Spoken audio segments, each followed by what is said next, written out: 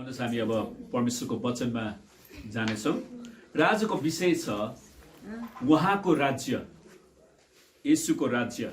जसरी परमेश्वरले प्रार्थना गर्न सिकाउनु भयो मत्ती 6:10 मा, तपाईको राज्य आओस्। आमेन। सबैले भन्नुस् त, तपाईको राज्य आओस्। तपाईको राज्य आओस्। फेरि भन्नुस् त, तपाईको राज्य आओस्। तपाईको राज्य आओस्। के हामी इतिहासको सबैभन्दा खराब समयमा बाँचिराखेका छौँ? एउटा हामीले आफैले आफूलाई सोध्नुपर्ने प्रश्न हो। हामीले मानव इतिहासमा फर्केर हेर्यौँ भने हाम्रो अहिलेको समय एकदमै खराब छ कि छैन भन्ने कुरालाई विगतको समयसँग हामीले तुलना गर्न सक्छौँ है। र हामीले हाम्रा विगतको मानव इतिहासमा फर्केर हेर्यौँ भने केही उल्लेखनीय कुराहरू देख्न सक्छौँ। त केही व्यक्तिहरूले सारा संसारमा राज्य गर्न वा शासन गर्ने प्रयास गरिरहे। जस्तै उदाहरणको निम्ति रोमी साम्राज्य। हुन त त्योभन्दा अगाडि हामी देख्छौँ फिरौनको साम्राज्य थियो, मिश्र देशको साम्राज्य। त्यसपछि असिरियन्सहरूको साम्राज्य आयो, त्यसपछि मेडो पर्सियन्सहरूको साम्राज्य आयो, अनि त्यसपछि हामी देख्छौँ रोमी साम्राज्य, बेबिलोनको साम्राज्य, ग्रिक साम्राज्य, मङ्गोलहरूको साम्राज्य। सुन्नुहोस्, मङ्गोलहरूको पनि साम्राज्य थियो। उनीहरूले पर्सियासम्म आक्रमण गरेका रहेछन्। स्पेनिस साम्राज्य, जसले दक्षिण अमेरिकालाई कब्जा गर्न सफल भयो। अनि सारा मानव जातिलाई तिनीहरूको अधीनमा राख्न सकिन्छ भन्ने विश्वास उनीहरूले राखे। अनि कोही कोही मान्छेहरूको अहिले पनि बानी हुन्छ नि, अरू मान्छेलाई जहिले पनि होच्याएर दबाएर राख्ने बानी। त सबै साम्राज्यहरू मध्ये सबैभन्दा कुख्यात सम्भवतः रोमी साम्राज्य थियो। तर रोमी साम्राज्यको समयमा केही अनौठो घटना घट्यो जसले आज हामीलाई ठुलो उत्साह दिन सक्छ। तर प्रथमतः हामीले त्यो बेलाको समय कस्तो थियो भन्ने बारे महसुस गर्न पर्दछ। सुन्नुहोस्, त्यो बेलाको समयमा शक्तिको निम्ति लालायित व्यक्ति जुलियस सिजरले एकपछि अर्को देशमाथि विजय हासिल गरे र अनगिन्ती मानिसहरूलाई क्रूर र निर्दयी तरिकाले नरसंहार गरे। रोमीहरूले तिनीहरूको सर्कसमा भोका जङ्गली जनावरहरूद्वारा जीवित मानिसहरूलाई आक्रमण गर्न लगाएर मनोरञ्जन लिने प्रयास गर्थे उनीहरूले है। के तपाईँले यस्तो विभत्स अवस्थाको कल्पना गर्न सक्नुहुन्छ? अरूलाई चोट पारेर आनन्द लिने। त के आज पनि त्यही घटनाहरू दोहोऱ्याइयो भने हामी त्यसमा सहभागी हुन सक्छौँ र? त्यतिले पनि नपुगेर तिनीहरूले ग्ल्याडिएटोरियल भन्ने शब्द छ, फाइटरहरू, योद्धाहरूको आयोजना गर्थे। उनीहरूले त्यो फाइटको आयोजना गर्थे। यी व्यक्तिहरूले एकअर्कासँग नमरुन्जेल रिङमा वा रङ्गशालामा हतियार सहित कुस्ती वा बक्सिङ खेलिरहनु पर्थ्यो। जब एउटा योद्धा ग्ल्याडिएटरले अर्को योद्धाको हात पाखुरा काटिदिन्थ्यो वा उसको पेटमा तरबार छेडिदिन्थ्यो भने दर्शकहरू आनन्दसँग चिच्याउने गर्थे। कस्तो खालको कुरा! न त तपाईँले यो घटनाको बारेमा एउटा पुस्तक छ, फबियोला भन्ने पुस्तकमा पनि पढ्न सक्नुहुन्छ। त यो कस्तो विभत्स दृश्य! तत्कालीन रोमी साम्राज्यका पदाधिकारीहरूले यस प्रकारले मनोरञ्जन लिने गर्थे। यदि कसैले अपराध गर्यो भने तिनीहरूलाई कोर्रा र ढुङ्गाले हिर्काएर दण्ड दिने चलन थियो। यो कुर्राले हिर्काउँदा छाला र मासुमा डरलाग्दो घाउ लाग्दथ्यो। त्यसपछि त्यो व्यक्तिले गरुङ्गो काठको क्रुस आफ्नो चोट लागेको ढाडमा बोकेर फाँसी दिने ठाउँमा लानु पर्दथ्यो। त्यसपछि उसको नाडी र खुट्टामा किला ठोकेर मृत्युदण्ड दिइन्थ्यो। त यो पीडा कति गहिरो थियो भन्ने कुरा थोरैले मात्र बुझ्न सक्छ। क्रुसमा टाँगिँदा श्वास फेर्न धेरै गाह्रो हुन्थ्यो। श्वास तान्नको निम्ति उसको खुट्टामा दबाव पर्थ्यो, जुन खुट्टामा मोटो काँटी ठोकेको हुन्थ्यो। त यी क्रुसमा टाँगिएका व्यक्तिहरूले भोगेको वेदनालाई शब्दमा व्याख्या गर्न सकिँदैन। हामीहरू त यस्तो कुराको कल्पना पनि गर्न सक्दैनौँ। तर रोमीहरू यस्तो दृश्यहरू हेरेर ज्यादै आनन्द लिन्थे। त यस्तो खालको सर्कस, क्रुसको फाँसी, सार्वजनिक यातना, ग्ल्याडिएटर जस्ता लडाकुहरूको फाइट हेरेर रोमीहरूले औधी आनन्द लिन्थे। त यो रोमी साम्राज्य त्यस बेलाको समयमा सबैभन्दा सभ्य र विकसित समाज भनेर ठानिन्थ्यो। यद्यपि हामीले अहिले हेऱ्यौँ भने त्यसलाई ठान्न सक्दैनौँ। र तिनीहरू सभ्यताको शिखर ठानिएका थिए। तिनीहरू जस्तो साक्षर र शिक्षित सायद थोरै मात्र थिए। उनीहरू प्रभावशाली रोमी सहरहरूको सुन्दर र फराकिला सडकहरूमा गर्वका साथ परेड गर्थे वा हिँड्थे। वैभव र महिमा तिनीहरूको वरिपरि चम्केको थियो। उनीहरूको शरीरमा सुन्दर र स्टाइलिस पहिरन थियो। सहरका चोक चोकहरूमा वीर सिपाहीहरू र देवताहरूका मूर्तिहरू खडा गरिएका हुन्थे। रोमीहरू जस्तो अत्याधुनिक अरू कोही पनि थिएन। तिनीहरूले नै पहिलो ढुङ्गा छापिएका फराकिला सडकहरू, ढलहरू, स्नान गृहहरू र अरू धेरै सुविधाहरूको आविष्कार गरेका थिए। र तिनीहरू दया र कृपा नभएका रक्तपिपासु जनावरहरू जस्तै थिए। तिनीहरू डराएका मानिसहरूको चित्कार सुन्न चाहन्थे। मर्दै गरेका लडाकुहरूको विलापले उनीहरूको कान गुन्जिनु पर्थ्यो। क्रुसमा मर्दै गरेका मानिसहरूको सहनै नसकिने विलाप उनीहरू सुन्न चाहन्थे। तिनीहरू हृदय र विवेक नभएका राक्षस जस्ता थिए। तिनीहरूका पानी जहाजहरू इन्जिनबाट चल्थेन, किनकि त्यो बेलामा मोटर इन्जिनको आविष्कार भएको थिएन। तिनीहरूका ठुला ठुला पानी जहाजहरू मानव दासहरूद्वारा चलाइन्थे, जोहरू अन्धकार र गनाउने कोठाहरूमा अमानवीय रूपमा बस्थे, जसको कुनै भविष्य थिएन। तिनीहरूका हात र खुट्टाहरू फलाम र सिक्रीले बाँधिएका हुन्थ्यो। तिनीहरूको थकित शरीरमा कोर्राले हिर्काइन्थ्यो। धेरैजसो व्यक्तिहरू पानी जहाजमै मर्थे र बाँचेकाहरूलाई जहाजलाई खियाउने काम गर्थे। त यस्तो भयानक रोमी साम्राज्यको माझमा पनि एउटा अविश्वसनीय घटना घट्यो। रक्तपिपासु र शक्तिको निम्ति भोका तानाशाहीहरूको माझमा एउटा बालकको जन्म भयो। अनि त्यस साम्राज्यका हरेक व्यक्तिलाई थाहा थियो कि उनीहरूको भविष्यको आशा थिएन। रोममा भ्रष्ट र दुष्ट अगुवाहरूले एकपछि अर्को सफलता पाउँदै र अक्सर गरी माथिल्लो पदमा जानको लागि हत्या, धोकेबाज गरी बनेका सम्राटहरू झन्झन दुष्ट भएका थिए। राजा हेरोदलाई त यरुशलेम सहरमा हजारौं बच्चाहरूको नरसंहार गर्दा लाज शरम केही पनि लागेन। उसले आफ्नै निजी स्वार्थ मात्र हेरेका थिए। त्यसरी नै सम्राट नेरोले पनि रोम सहरमा आगो लगाएर उद्दण्ड मचाएका थिए र आफ्नो दुष्टतालाई प्रमाणित गरेका थिए। यस्तो पूर्ण अन्धकारको माझमा पनि एउटा बालकको जन्म भयो। कुनै धुमधाम बिना नै, तुरहीको आवाज बिना नै, सिपाहीहरूको परेड बिना नै एउटा बालकको जन्म भयो। तर यस जन्ममा स्वर्गदूतहरूले उत्साहजनकका साथ खुला चौरमा गाईबस्तु चराइरहेका गोठालाहरूलाई गोप्य रूपमा येशूको जन्मबारे सूचना जारी गरे। भ्रष्टाचारको संस्कृति, शक्तिको अभिलाषाको निम्ति पागलपना र रक्तपिपासु र शैतानिक जादु मन्त्र गर्नेहरूको माझमा, अर्थात् पृथ्वीलाई नरककुण्ड बताउनेहरूको माझमा एउटा बालकको जन्म भयो। तब सबै कुरा परिवर्तन हुन थाल्यो। यो बालक हुर्केपछि अपरिचित प्रचारक जस्तै वरिपरि गएर प्रचार गर्न सुरु गरे। समय पूरा भएको छ। मर्कुसको 15। अब ढिला सुस्ती हुँदैन। उहाँले के कुरा बारे प्रचार गरिरहनु भएको थियो? उहाँले के घोषणा गरिरहनु भएको थियो त? परमेश्वरको राज्य नजिक आइपुगेको छ। परमेश्वरको राज्य नजिक आइपुगेको छ। यसै कारण पश्चाताप गर र सुसमाचारमा विश्वास गर। मर्कुसको 15। त यी अपरिचित प्रचारक जहाँ जहाँ जानुभयो उहाँले अचम्मका आश्चर्य कर्महरू गर्नुभयो। रोमी र यहुदीहरूले जस्तो छल र सम्मोहन गरेर उहाँले आश्चर्य कर्म गरेर अगमवक्ता बन्नु भएको थिएन।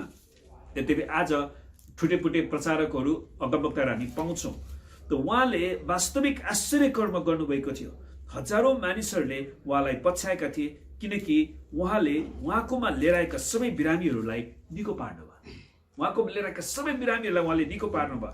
तब ठुला ठुला भिडहरू उहाँका आए र तिनीहरूले साथमा ल्याएका लङ्गडा, लुला, अन्धा, गुङ्गा र अरू धेरैहरूलाई उहाँको चरणमा राखिदिए अनि उहाँले तिनीहरू सबैलाई निको पार्नुभयो। सुन्नुहोस्, बाइबलले भन्छ येशूकोमा लिएर आएका जति पनि रोगी बिरामीहरू छन् तिनीहरू सबैलाई परमेश्वरले निको पारिदिनु भयो। यहाँसम्म कि गुङ्गाहरू बोलेको, गुङ्गा भनेको लाटा है, लुलाहरू निको भएको, लङ्गडा हिँडेको र अन्धाहरूको आँखा खोलिएको देखेर मानिसहरू छक्क परे र तिनीहरूले परमेश्वरको महिमा गरे। जुन कुरा मत्ती 15:30-31 आज मण्डलीले प्रार्थना गर्नुपर्ने यो कुरा कि मण्डली जीवित परमेश्वरको शरीर हो अनि मण्डलीमा राजनीति गर्न सट्टा परमेश्वरसँग उहाँको आश्चर्य कर्म घटोस् भनेर प्रार्थना गर्न चाहिँ महत्त्वपूर्ण छ। आमेन। त यो परमेश्वरको राज्य आइपुगेको छ भन्ने कुराको प्रमाण थियो। उहाँले भन्नुभयो, तर यदि परमेश्वरको आत्माद्वारा म भूतहरू धपाउँछु भने परमेश्वरको राज्य तिमीहरूमा आइसकेको छ। आमेन। मत्ती 12:28 त उहाँले भन्न खोज्नु भएको कुरा कसैले पनि बुझेनन्। त्यो बेलाको संसारले एउटा राज्य, तिनीहरूले जानेको कुरा मात्र तिनीहरू कल्पना गर्न सक्थे, अर्थात् अरू सबैलाई काटेर मारेर तिनीहरूको अगुवा बन्न सक्ने मिलिटरी हिरो जसले हिंसाद्वारा शक्ति प्राप्त गर्दछ, त्यस्तो व्यक्तिलाई यहुदीहरूले पनि खोजिराखेका थिए। तर यस अपरिचित व्यक्तिले भन्दछन्, मेरो राज्य त्यो जस्तो होइन, मेरो राज्य पूर्ण रूपमा भिन्दै छ। म हिंसाको प्रयोग गरेर शक्तिको खोजी गर्दिन। परमेश्वरलाई धन्यवाद होस्, प्रभु यीशुले हिंसाको प्रयोग गरेर शक्तिको खोजी गर्नुहुन्न।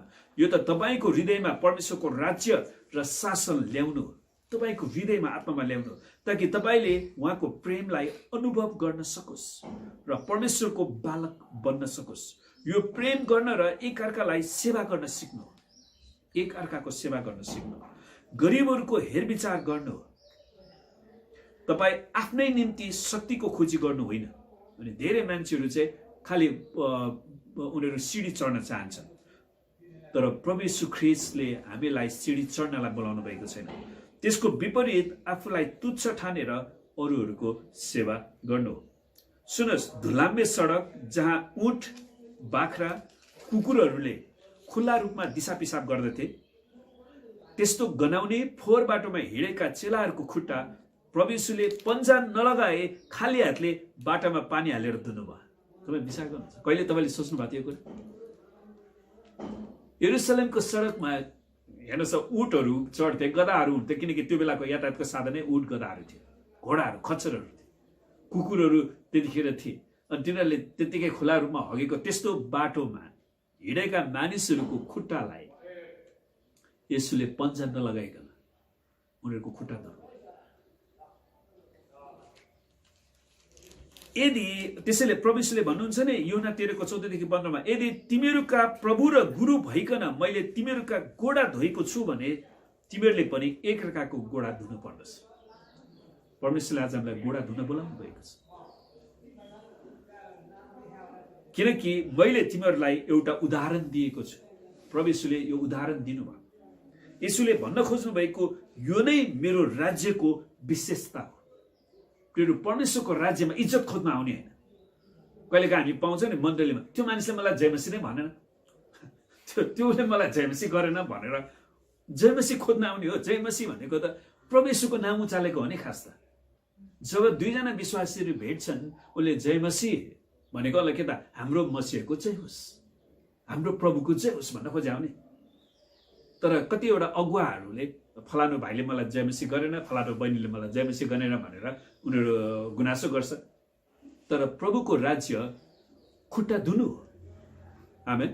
त हामीले अरूको खुट्टा धुन सिक्नुपर्छ। तर कसैले पनि त्यतिखेर त्यो कुरा बुझेन। धेरै महत्त्वकांक्षी मानिसहरू पनि उहाँको पछि लागे। तिनीहरूलाई पवित्र वचनको प्रतिज्ञाहरू थाहा थियो कि मसीह आउनुहुनेछ र तिनीहरूलाई विदेशी रोमीहरूको अत्याचारबाट छुटकारा दिनुहुनेछ। उहाँले तिनीहरूको देश रोमीहरूको हातबाट फिर्ता गराइदिनुहुनेछ र तिनीहरूलाई पृथ्वीको सबैभन्दा शक्तिशाली राष्ट्र बनाउनुहुनेछ भन्ने उनीहरूले सोचेका थिए। तिनीहरू यस्ता कुरामा सहभागी हुन चाहन्थे। त्यसै कारण उनीहरूले आफ्ना आमालाई सोध्न लगाए। हेर्नुहोस् है, दुईजना चेलाले। तब जब्दियाका दुई छोराहरू याकुब र यूहन्नाकी आमाले आफ्ना छोराहरूलाई साथमा लिएर उहाँको सामुन्ने घोडा टेकी उहाँसँग बिन्ती गरिन्, आज्ञा गर्नुहोस् तपाईँको राज्यमा वा तपाईँको महिमामा मेरा यी दुई छोराहरू मध्ये एउटा तपाईँको दाहिने हातपट्टि र अर्को तपाईँको देब्रे हातपट्टि बस्न पाऊँ। हेर्नुहोस्, मानिसहरू जसरी पनि पद मात्रै खोज्न चाहन्छन्। उनीहरू खुट्टा धुने कुरालाई बिर्सिन चाहन्छन्। अनि यसुका चेलाहरू मध्ये पनि तिनीहरूले त्यो कुरा गरेका थिए। अनि तिनले पहिल्यै कल्पना गरिसकेकी थिइन् कि सारा पृथ्वीमा राज्य गर्ने यस राजाको दायाँ र बायाँ मेरा छोराहरू रहनेछन्।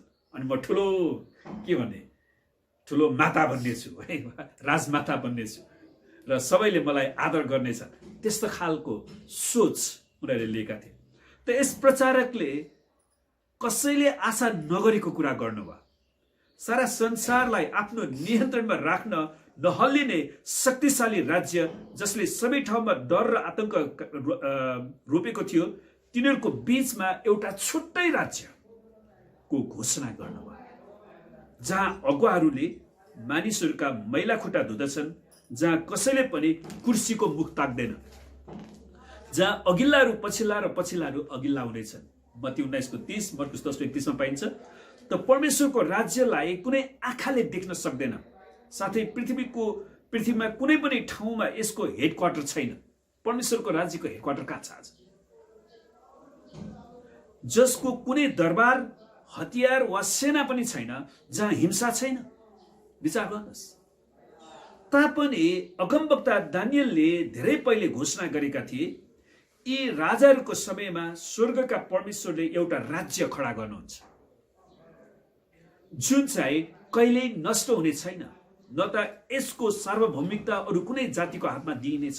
त्यसैले कुनै पनि जातिको हातमा परमेश्वरको राज्यको सार्वभौमिकता दिइने छैन। यसले यी सबै राज्यहरूलाई चकनाचुर पार्नेछ। येशूको राज्यको सामने सबै राज्यहरू नष्ट हुनेछन् र अन्त्य गर्नेछ, तर यो राज्य चाहिँ सदा सर्वदा रहिरहनेछ। परमेश्वरको राज्य चाहिँ सदा सर्वदा रहिरहनेछ। दानियल 2:44। प्रियहरू, हामीहरू त्यो राज्यमा आएका छौँ। आमेन। चट्टानबाट एउटा ढुङ्गा काटियो, त्यो ढुङ्गा बढ्दै गएर ठुलो पहाड बन्यो र पुरै पृथ्वीलाई ढाकिदियो। जुन परमेश्वरले दानियललाई दिनुभएको दर्शन थियो, जसले येशूको राज्यलाई जनाउँदछ। दानियल 2:34-35। त्यसैले यो राज्यको क्षेत्र अहिलेसम्म अस्तित्वमा आएका सबै साम्राज्यहरूको क्षेत्रफल भन्दा ठुलो हुनेछ। परमेश्वरलाई धन्यवाद। आज परमेश्वरको राज्यले Asia, Africa, Europe, America, Australia सबैलाई ढाकेको छ। आमेन। यसले सबै पृथ्वीलाई राज्य गर्नेछ, तर निरङ्कुश राज्य जस्तो होइन, जसले बिना नियन्त्रण, शक्ति र दबाव, हिंसा, घृणा बिना नै शासन गर्नेछ। यो राज्यमा परमेश्वरको शक्तिद्वारा रोगीहरू निको पारिनेछ, दुष्ट आत्माहरूलाई धपाइनेछ, मानिसहरूले आफ्नो स्वार्थी, बेइमान, कपटी व्यवहारको पश्चाताप गर्नेछन् र प्रेमका परमेश्वरलाई आफ्नो हृदय र प्राणले आराधना गर्नेछन्। के यस राज्यको सेनामा सिपाहीहरू नै छैनन् त? अवश्य छन्, तर तिनीहरू सांसारिक हतियारधारी सिपाहीहरू जस्ता छैनन्। तिनीहरू त परमेश्वरको आत्माद्वारा जिउँछन् र हाम्रो आँखाले नदेखिने हतियार प्रयोग गर्दछन्। तिनीहरूले प्रार्थना गर्दछन् र तिनीहरूले परमेश्वरको वचनलाई बोक्दछन्। आमेन। अनि जब तिनीहरूले प्रार्थना गर्छन्, स्वर्गले उत्तर दिदछ, किनकि येशूले भन्नुभयो कि परमेश्वरले उहाँलाई रात दिन पुकार्ने आफ्ना चुनिएकाहरूको न्याय गरिदिनुहुन्न र? त्यसैले रात दिन प्रार्थना गर्नेछन्। लुका 18:7। यहोशूले इजरायलहरूको उपस्थितिमा प्रार्थना गरे। सुन्नुहोस्, यहोशूको प्रार्थना एकदमै शक्तिशाली प्रार्थना छ। उनले प्रार्थना गरे, हे सूर्य त गिबोन उपर र हे चन्द्र त चाहिँ अयालोनको बेसीमाथि अडिरह। किनकि त्यतिखेर इजरायलीहरूको लडाइँ भइराखेको थियो है। अनि त्यो लडाइँको समयमा पनि प्रार्थनाका युद्धहरू त्यहाँ थिए। तब सूर्य आकाश मण्डलको बीचमा अडिरह्यो र दिनभरि नै अस्ताउनलाई आतुरी गरेन। आमेन। प्रिय परमेश्वरको राज्यका सिपाहीहरू शक्तिशाली छन्। परमेश्वरले उनीको प्रार्थनालाई उत्तर दिनुहुन्छ। उनीहरूले सूर्यको मुभमेन्टलाई पनि रोक्न सक्छन् आवश्यक परेको खण्डमा है। यो जादु देखाउनलाई चाहिँ होइन, कतिजना मान्छेहरू चाहिँ जादु देखाउनको लागि खोज्छ। यहोशू 10:12-13 थियो पद। तिनीहरूले घोडा टेक्छन् र नरकका शक्तिहरू डगमगाउँछन्। सुन्नुहोस्, जब परमेश्वरका जनका सिपाहीहरूले घोडा टेक्छन्, नरकका शक्तिहरू डगमगाउँछन्। तिनीहरूले आराधना गर्छन् र स्वर्गदूतहरू परमेश्वरको शक्ति लिएर काममा निस्कन्छन्, किनकि परमेश्वरको भय मान्नेहरूको चारैतिर परमप्रभुका स्वर्गदूतले सुरक्षाको घेरा लाउँछन् र उहाँले तिनीहरूलाई छुटकारा दिनुहुन्छ। भजन सङ्ग्रह 34:7। तिनीहरूले सर्वशक्तिमान परमेश्वरलाई आराधना गर्दा भूतात्माहरू अन्धकारको क्षेत्रमा चिच्याउन थाल्छन्। सभाघरमा अशुद्ध भूतात्मा लागेका एउटा मानिस थियो र त्यो चर्को स्वरले चिच्यायो भनेछ नि, हे येशू नासरी, तपाईँको हामीहरूसँग के काम? त्यसैले प्रिय, जब हामी येशूको नाउँ चाल्दछौँ नि, शैतानका शक्तिहरू चिच्याउँदै भाग्न सुरु गर्छ। लुका 4:33-34। तिनीहरू गरिबहरूलाई बाँड्दछन् र मानव जातिलाई कैदमा राख्ने स्वार्थीपनाका सङ्गलाहरूलाई छुडाल्दछन्। तिनीहरूले आफ्ना शत्रुहरूलाई क्षमा दिँदछन्। हालेलुया। र यसरी घृणा र तितोपनाको शक्तिलाई उनीहरूले छुडाल्दछन्। तिनीहरूले भलाइ गरेर दुष्टमाथि विजय हासिल गर्दछन्। रोमी 12:21। तिनीहरूले आफैलाई मण्डलीको सिंहासनमा बसाल्दैनन्। आज धेरै पास्टर अगुवाहरू मण्डलीको सिंहासनमा बस्न खोजिराखेका छन्। उनीहरू मण्डलीलाई आफ्नो पन्जाभित्र राख्न चाहन्छन्, तर परमेश्वरका जनहरूले त्यसो गर्दैनन्। तर आफ्ना मुकुट सर्वशक्तिमानको सिंहासनको सामने राख्दछन्। आफ्नो मुकुट सिंहासनको सामने राख्दछन् र उहाँको सामने शिर निहुराउँदछ। आमेन। जुन कुरा प्रकाश 4:10 पाइन्छ। तिनीहरूले आफ्नो सृष्टिकर्ताको सेवा गर्छ। तिनीहरूको लक्ष्य मानव जातिमाथि शक्ति प्राप्त गर्नु होइन, तर सबै अत्याचारबाट मानव जातिलाई स्वतन्त्र पार्नु हो। लुका 4:18 सबै अत्याचारबाट मानव जातिलाई स्वतन्त्र पार्नु हो, साथै सारा पृथ्वीभरि परमेश्वरका छोराछोरीहरूलाई सेवकाईको निम्ति उठाउनु हो। तिनीहरूको दर्शन म वा स्व केन्द्रित होइन, तर प्रेमद्वारा अरूको सेवा गर्नु हो। यही राज्यको बारेमा यी अपरिचित प्रचारकले इजरायलमा व्याख्या गर्नुभएको थियो। कसैले पनि यसबारे सुनेको थिएन, देखेको थिएन, कल्पनासम्म पनि गरेको थिएन। परमेश्वरको राज्य जसले मानिसको हृदयको गहिराईमा परमेश्वरको शासन स्थापना गर्दछ। परमेश्वरले मानिसको हृदयको गहिराईमा उहाँको राज्य स्थापना गर्न चाहनुहुन्छ। यसाया 9:6-7 जसले हामीलाई अनन्त शान्तिमा डोर्याउनेछ। प्रिय परमेश्वरको शान्तिमा यो राज्यले डोर्याउँछ। त यो अपरिचित व्यक्तिले यो राज्यको बारे प्रचार गरेको 2000 वर्षपछि पनि करोडौं मानिसहरू यस राज्यमा बाँचिराखेका छन्। तपाईले आज विगतका इतिहासका साम्राज्यहरूलाई रोमी साम्राज्य चाहिँ छैन, मिश्रको साम्राज्य छैन, बाबिलोनको साम्राज्य छैन, ग्रिसको साम्राज्य छैन। अलेक्जेन्डर द ग्रेट याद गर्नुहोस्, मिश्र देशदेखि इन्डियासम्म आएका थिए।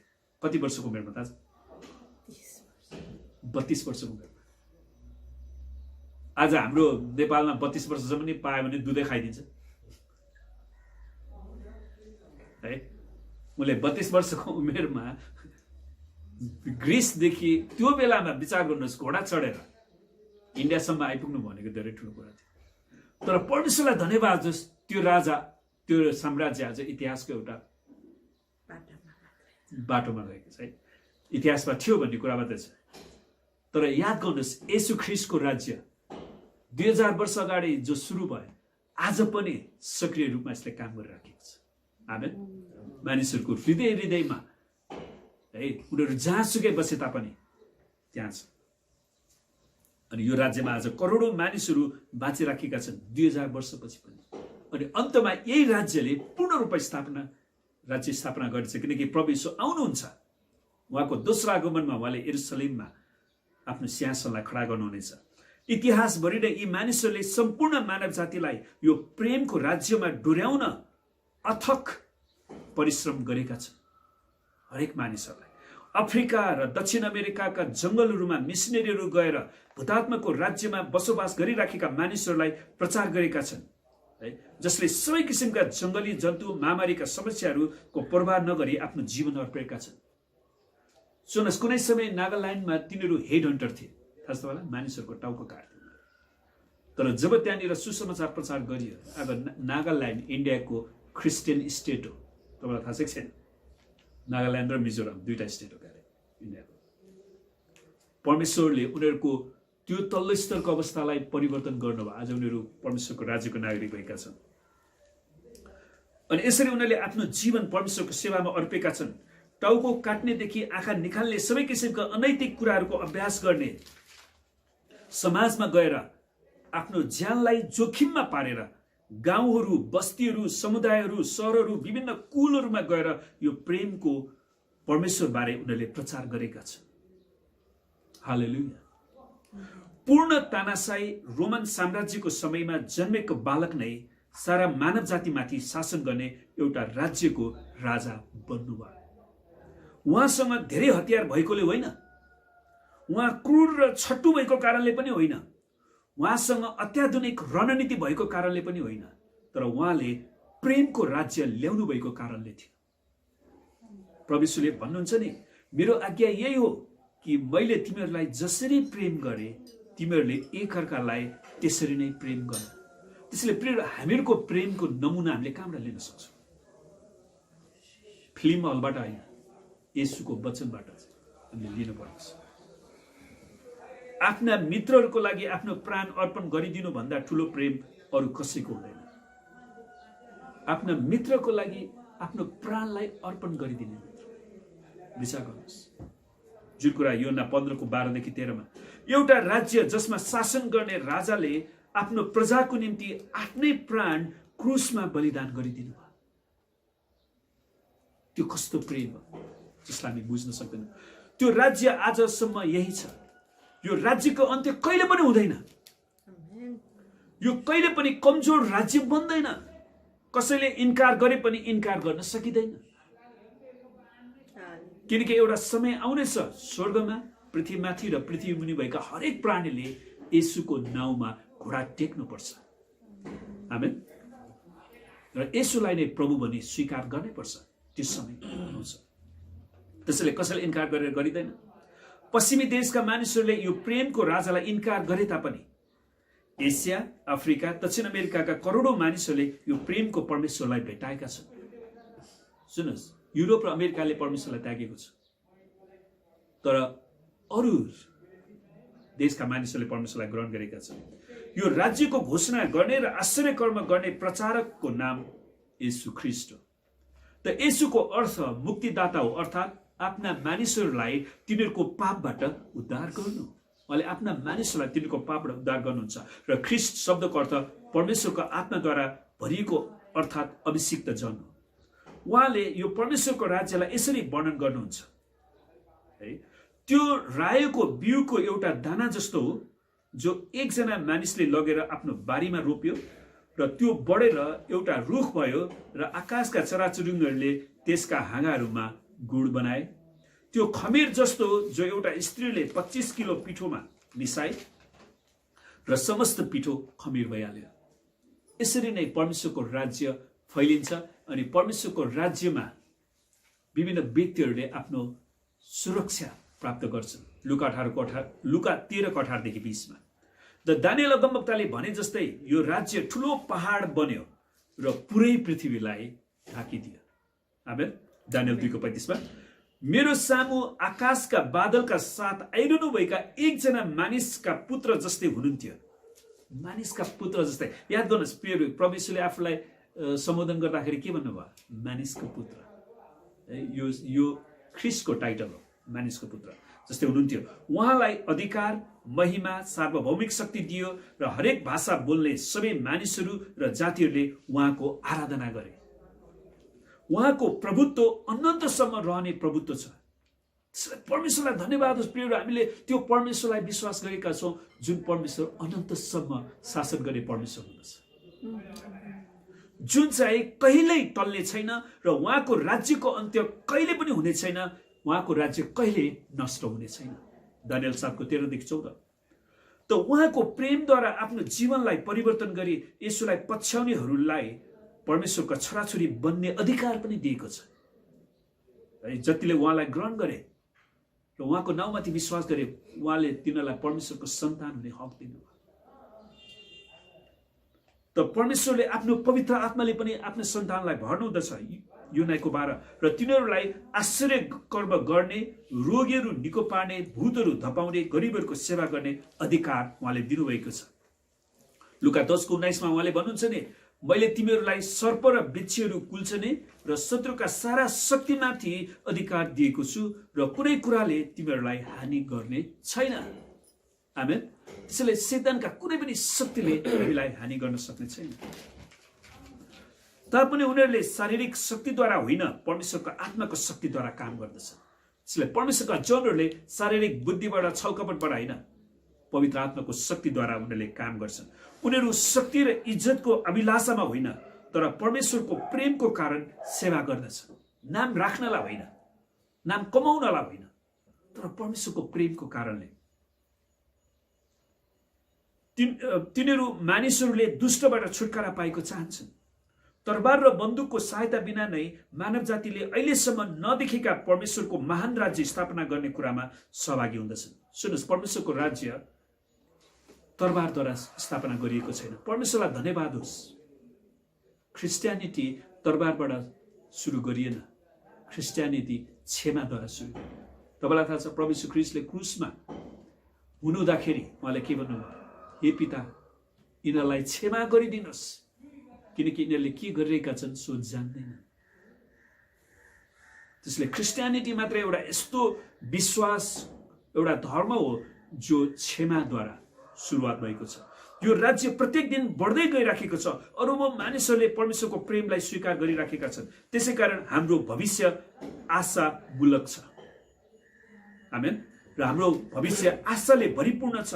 वर्तमान समय रोमी साम्राज्य जस्तो क्रूर र पीडादायी छैन।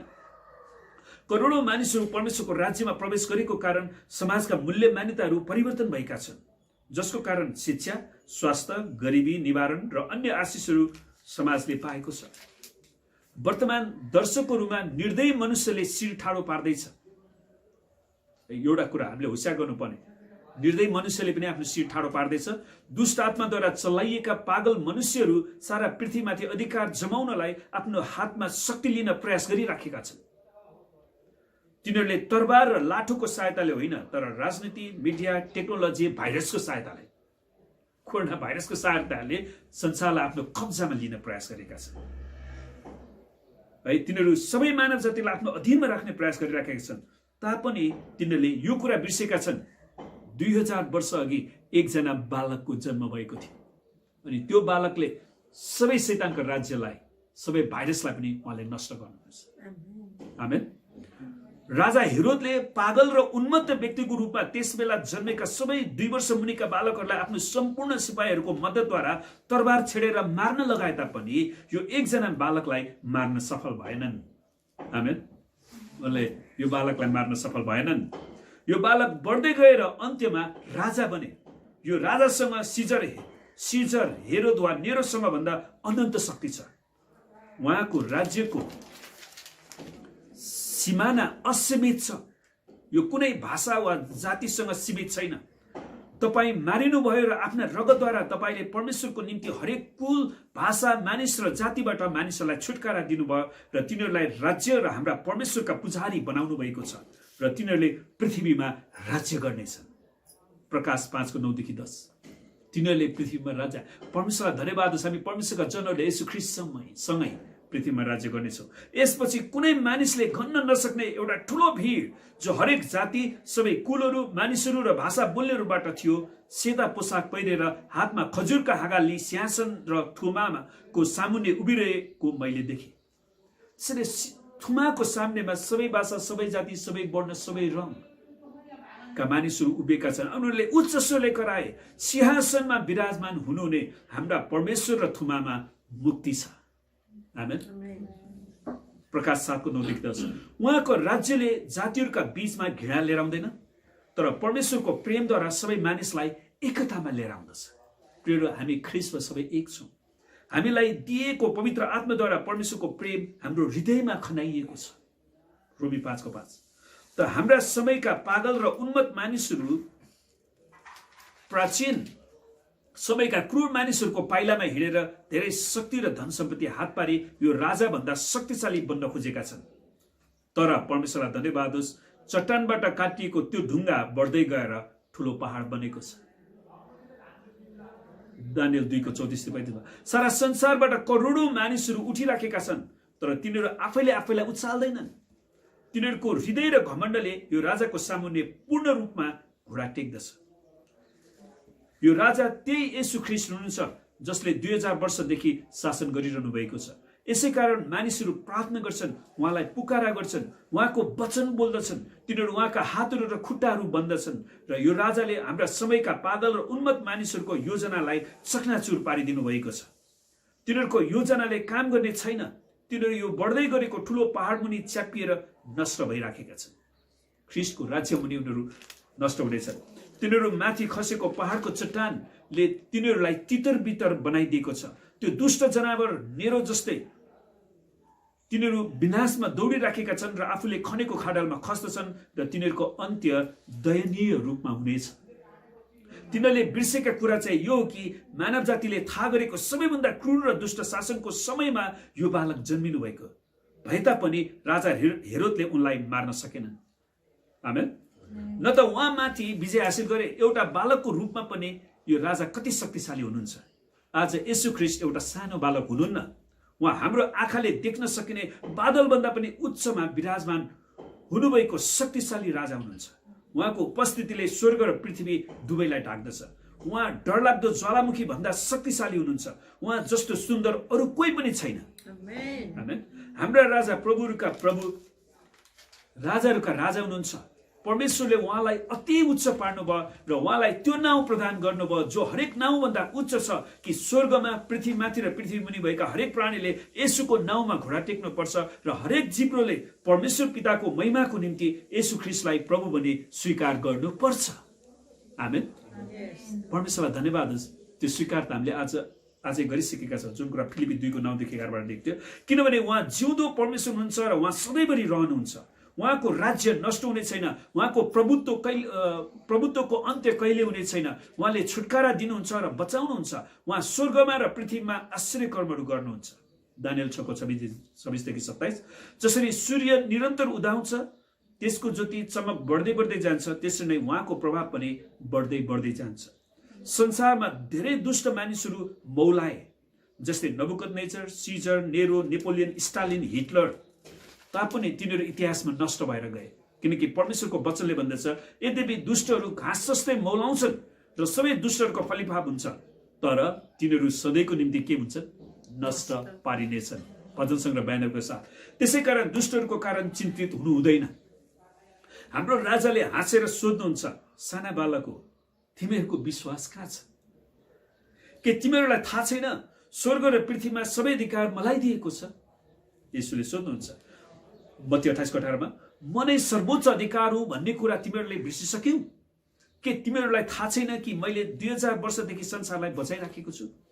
के मूर्ख मानिसहरूले मलाई मेरो सिंहासनबाट हटाउनेछन् भन्ने तिमीहरू ठान्दछौ? तिनीहरूले झुटा र तन्त्र मन्त्रद्वारा काम गर्छन्, तर म सत्यता र स्वतन्त्रताबाट काम गर्दछु। मेरो आत्मा अनन्त र शक्तिशाली छ। मेरो इच्छा मात्र पूरा हुनेछ। त्यसै कारण तिनीहरूको आँखा ममा राख, प्रभु येशू भन्नुहुन्छ। आमेन।